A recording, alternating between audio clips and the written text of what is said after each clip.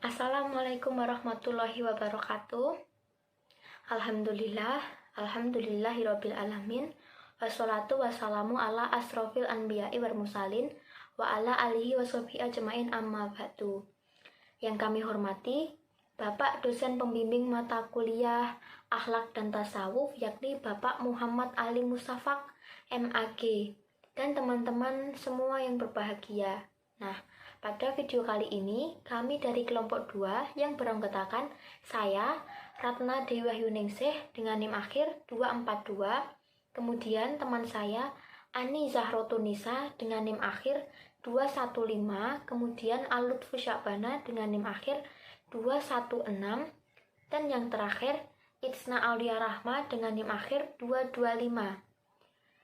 Pada kesempatan kali ini, kami akan membahas mengenai pengertian akhlak tercela yang akan saya sampaikan sendiri.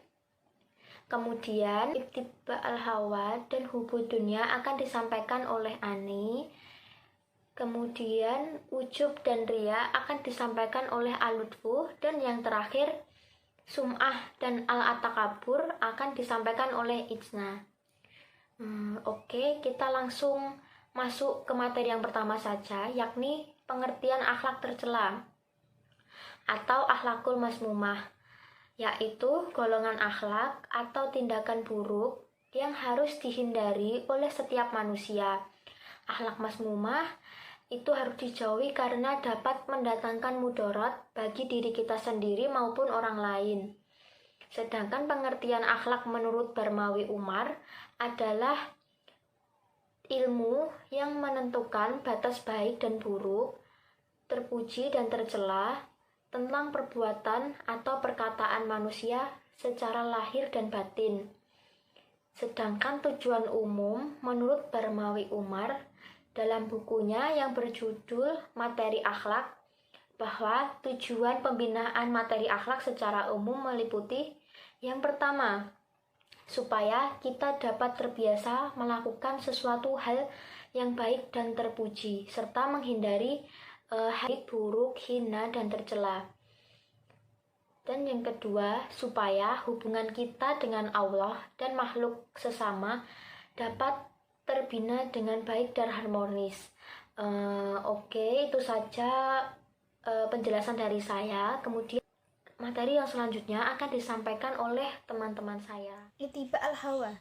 Secara bahasa, ittiba al-hawa berarti mengikuti hawa nafsu. Sedangkan secara istilah yaitu orang yang selalu mengikuti jeleknya hati yang telah diharamkan oleh hukum syariat. Itulah orang-orang yang selalu mengikuti hawa nafsu. Dari definisi di atas dapat kita pahami bahwa ittiba al-hawa berarti mengikuti hawa nafsu yang melakukan perbuatan-perbuatan yang dilarang hukum syara, berbuat hal-hal yang dilarang agama. Imam Al-Ghazali membagi nafsu kepada 4 bagian, yaitu 1. Keserakahan nafsu terhadap harta benda, yang kedua nafsu amarah akan membakar dan membutakan hati, yang ketiga kesenangan duniawi mendorong nafsu, yang keempat nafsu syahwat. Hubud dunia. Hubud dunia terdiri dari 2 kata, yaitu hubun dan dunia. Hubun berasal dari bahasa Arab, yakni dari kata haba yahubu yang artinya cinta, mencintai. Sedangkan dunia menurut lisanul Arab berasal dari dana yadnu dunuan danawah, semakna dengan kuruba yang berarti dekat. Hubud dunia yaitu cinta dunia yang berlebihan, merupakan induk segala kesalahan, maksiat, serta perusak agama, yaitu mencintai kehidupan dunia dan melalaikan kehidupan akhirat. Ciri-ciri orang yang hubud dunia adalah diantaranya suka memumpuk harta, mencintai popularitas guna membesarkan diri, mencintai segala sesuatu yang membuat lupa beribadah, dan terbiasa hidup mewah, kikir, serakah, rakus, dan menganggap dunia sebagai tujuan utama dan tidak mensyukuri nikmat Allah. Cara menghindari hubud dunia yaitu menggiat kehidupan dunia itu hanya sementara. Yang kedua qanaah, yang ketiga berzikir, yang keempat muraqabah, bahwa Allah selalu melihat kita, yang kelima beribadah dengan tulus dan ikhlas dengan sepenuh hati. Ujub secara umum adalah membanggakan diri sendiri, merasa heran terhadap diri sendiri, sebab adanya satu atau hal lainnya. Menurut Al-Junani, ujub adalah anggapan seseorang terhadap ketinggian dirinya sendiri, padahal tidak berhak untuk anggapan itu. Al-Muhasibi menerangkan bahwa ujub adalah sikap memuji diri sendiri atas perbuatan yang dilakukannya. Kemudian, dia melupakan bahwa hal tersebut adalah karunia dari Allah. Berkaitan dengan sifat ujub, Syekh Bisru bin Al-Haris Al-Hafi mengungkapkan bahwa ujub adalah ketika engkau mengagung-agungkan amalmu sedangkan amalan orang lain kau pandang sebelah mata. Boleh dikatakan dari sisi inilah paling kursioner dan paling kelihatan dari sekian banyak fenomena ujub yang ada. Nah, ada hakikat sifat ujub, kesombongan batin atas kesempurnaan ilmu atau amal yang digambarkannya melalui lisan maupun tindakan. Syekhul Islam Ibnu Taimiyah berkata, orang-orang yang memiliki bersikap ujub pada hakikatnya, ia tak melakukan firman-firman Allah, dan barang siapa yang melaksanakannya firman Allah, maka ia akan dikeluarkan dari sifat ujub. Nah, faktor-faktor yang mempengaruhi timbulnya sifat ujub. Yang pertama, faktor keturunan dan kelingkungan. 2. Sanjungan dan pujian yang berlebihan. 3. Bergaul dengan orang yang memiliki sifat ujub. Keempat, kufur nikmat dan lupa kepada Allah. 5. Menangani suatu pekerjaan sebelum matang dalam menguasainya dan belum terbina dengan sempurna. 6. Jahil dan mengabaikan hakikat diri atau lupa diri. 7. Berbangga-bangga dengan nasab dan keturunan. 8. Berlebih-lebihan dalam memuliakan. Ria berasal dari bahasa Arab ru'yah, yang artinya melihat. Menurut Kamus Umum Bahasa Indonesia, ria adalah sombong atau congkak. Sedangkan menurut Astuti, dalam Kamus Populer Istilah Islam, ria adalah perbuatan baik karena ingin dilihat oleh orang lain sehingga mendapatkan pujian, atau beribadah tidak untuk Allah tetapi untuk mendapatkan pujian dari orang lain. Dapat diambil kesimpulan bahwa ria adalah sikap menonjolkan diri sebagai seseorang yang taat dan patuh kepada Allah dengan melakukan ibadah untuk mendapatkan pujian dari orang lain dan tidak berniat untuk melakukannya untuk mencari keridhaan dari Allah. Nah, ada bentuk dan tingkatan ria. Yang pertama, seorang hamba semakin menambah ketaatannya apabila ia mendapatkan pujian dari orang lain. Akan tetapi ketaatannya akan berkurang dan bahkan meninggalkannya apabila ia dicela atau diejek. Yang kedua, semakin giat dalam beribadah jika ia melakukannya bersama dengan orang banyak, namun bermalas-malasan saat sendirian. Yang ketiga, bersedekah bila ada yang melihatnya.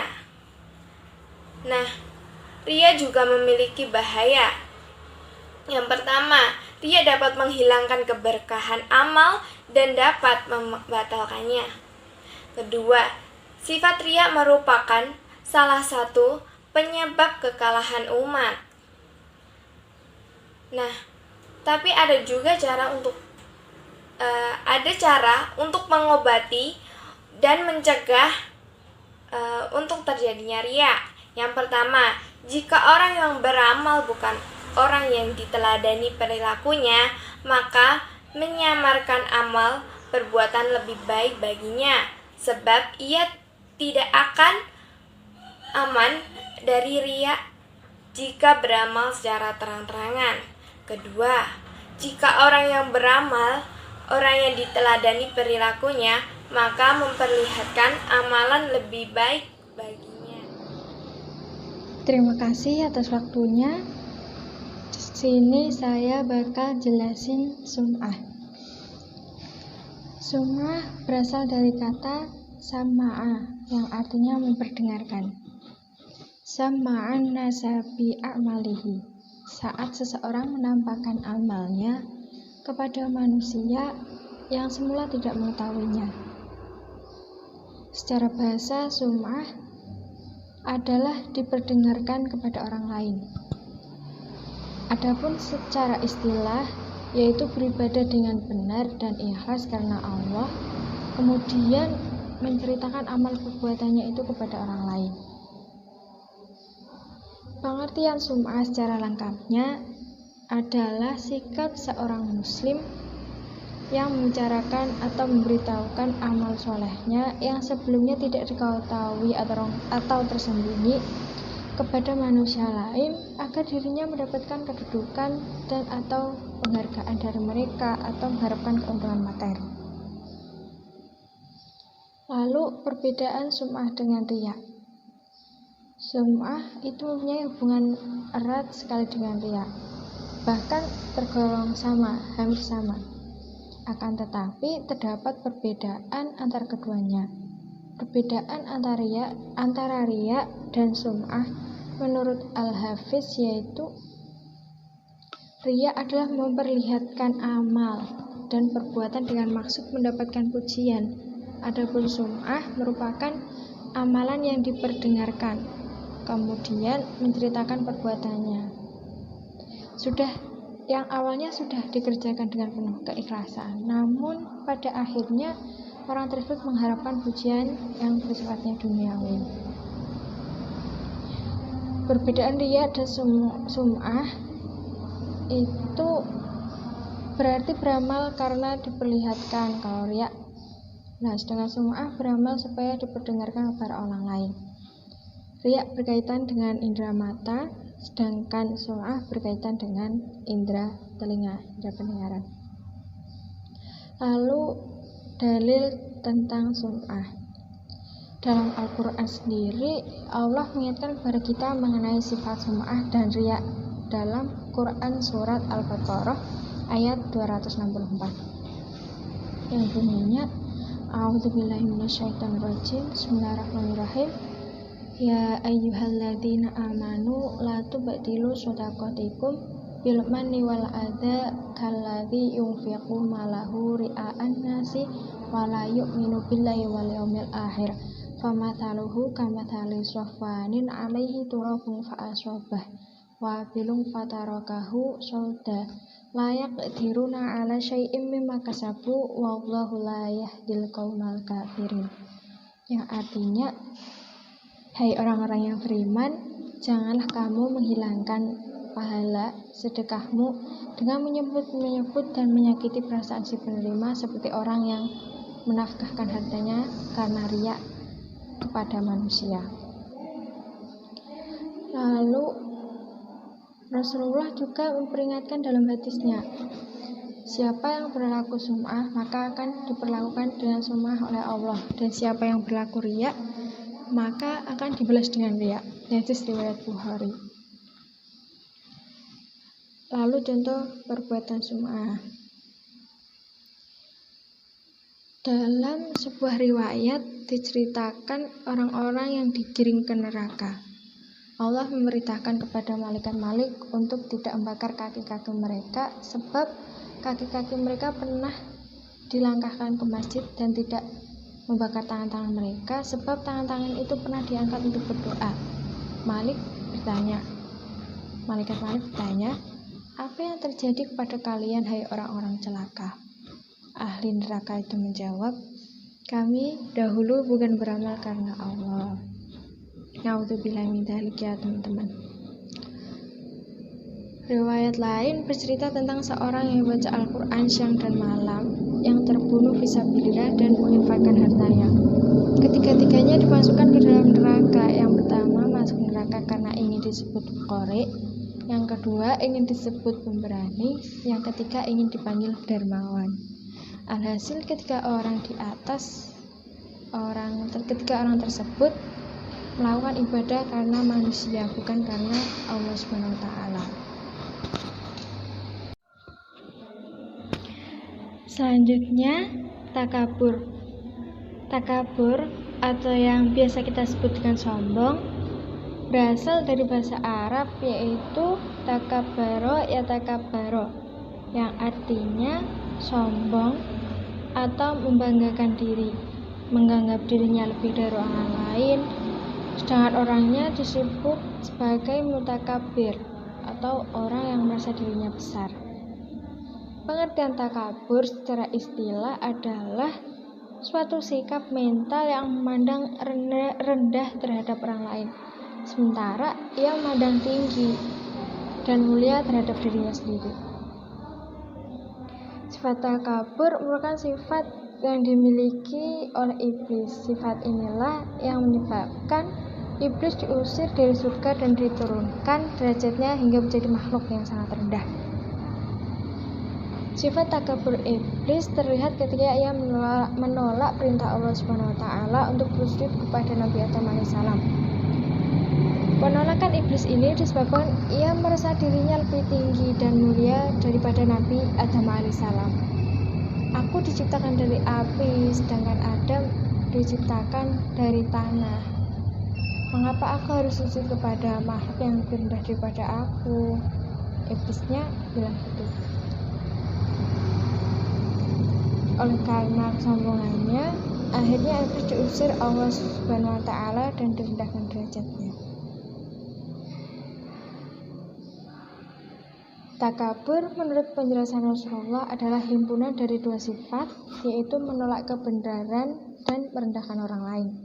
Sebagaimana sabdanya, takabur adalah sifat orang yang mengingkari atau menolak kebenaran dan merendahkan orang lain. Hadis riwayat Abu Daud dan Hakim. Lalu ada ciri-ciri takabur. Ciri-ciri takabur itu suka memuji diri sendiri, membanggakan diri, harta, ilmu, entah keturunannya, dan lain sebagainya. Terus selain membanggakan diri sendiri, meremehkan orang lain, suka mencela, mengkritik orang, terus memalingkan muka ketika bertemu orang lain, terus berlagak dalam bicara, pemboros dalam harta benda, berlebihan dalam berpakaian, berhias.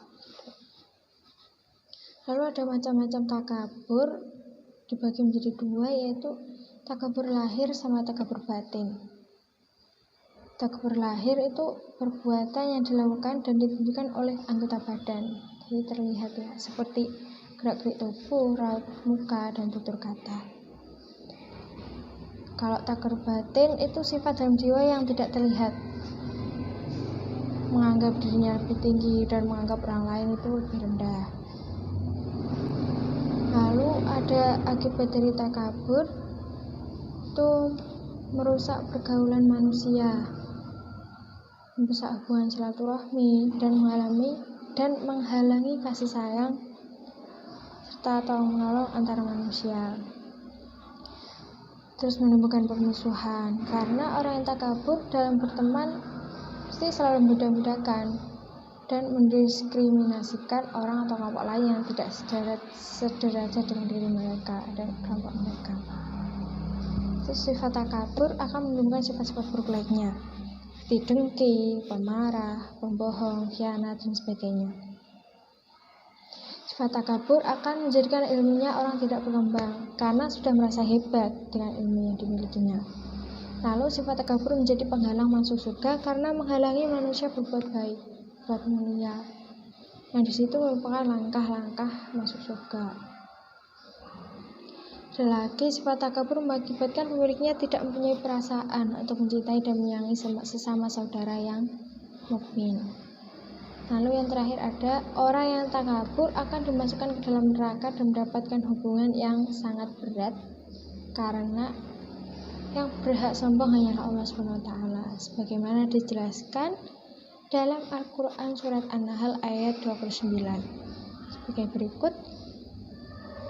A'udzubillahi minasyaitonirrajim. Bismillahirrahmanirrahim. Fadkhulu abwaaba jahannam khalidina fiha falabi'sa mathwal mutakabbirin. Maka masukilah pintu-pintu neraka jahanam, kamu kekal di dalamnya, pasti itu seburuk-buruk tempat orang yang menyombongkan diri. Lalu cara-cara menghindari perilaku sifat takabur. Ada tanamkan keimanan yang kuat di dalam hati, hilangkan sifat ujub, mengetahui dan menyadari akibat negatif dari sombong itu sangat naudzubillah min dzalik. Lalu hindari pergaulan dengan orang-orang yang biasa bersifat sombong, karena lingkungan itu sangat berpengaruh ya bagi kita, bagi semua orang. Lingkungan itu sangat berpengaruh. Biasakan melihat seseorang dari segi kelebihannya agar kita mampu menghargainya, jangan lihat jeleknya doang. Selalu menyadari segala nikmat yang kita miliki adalah titipan dari Allah SWT, agar kita selalu mensyukuri nikmat Allah dan menggunakan untuk kebaikan dan memperbanyak amal soleh. Lalu berlaku rendah hati, santun. Lalu perhatikanlah bagaimana kehancuran yang ditemui oleh orang sombong akibat ulahnya. Ada aja. Lalu berdoa kepada Allah SWT agar diberi kekuatan menghindari sikap perbuatan sombong. Gitu ya teman-teman. Terima kasih. Kesimpulan materi yang kami sampaikan adalah akhlak tercela atau akhlakul masmumah adalah golongan akhlak atau tindakan buruk yang harus kita hindari karena dapat mendatangkan mudarat bagi diri kita sendiri maupun orang lain. Seperti halnya ittiba al-hawa, ya, berarti mengikuti hawa nafsu untuk melakukan tindakan mudarat atau tindakan yang dilarang hukum syara atau melakukan tindakan yang dilarang oleh agama. Kemudian hubud dunya, yaitu cinta dunia yang berlebihan dan melalaikan kehidupan akhirat. Selanjutnya ujub, yaitu membanggakan diri kita sendiri dan merasa diri kita itu paling baik dari orang lain, atau juga disebut dengan mengagungkan amalan-amalan kita sendiri sedangkan memandang sebelah mata amalan orang lain. Kemudian riya atau sombong. Pengertian riya yaitu berbuat baik karena ingin dilihat oleh orang lain sehingga mendapatkan pujian, atau beribadah tidak untuk mendapatkan keridhaan Allah tetapi ingin mendapatkan pujian dari orang lain. Kemudian sum'ah adalah sikap orang muslim yang membicarakan atau memberitahu amal soleh kita sendiri kepada orang lain agar dirinya mendapatkan kedudukan atau penghargaan dari orang lain. Jadi, pengertian sum'ah sama halnya dengan ujub, yaitu ingin membanggakan diri sendiri. Yang terakhir, takabur atau sombong, yakni membanggakan diri sendiri, menganggap dirinya itu lebih dari orang lain, sedangkan orang lain disebut mutakabir atau orang yang merasa dirinya besar. Nah, jadi dari materi yang di atas dapat kita ambil hikmah.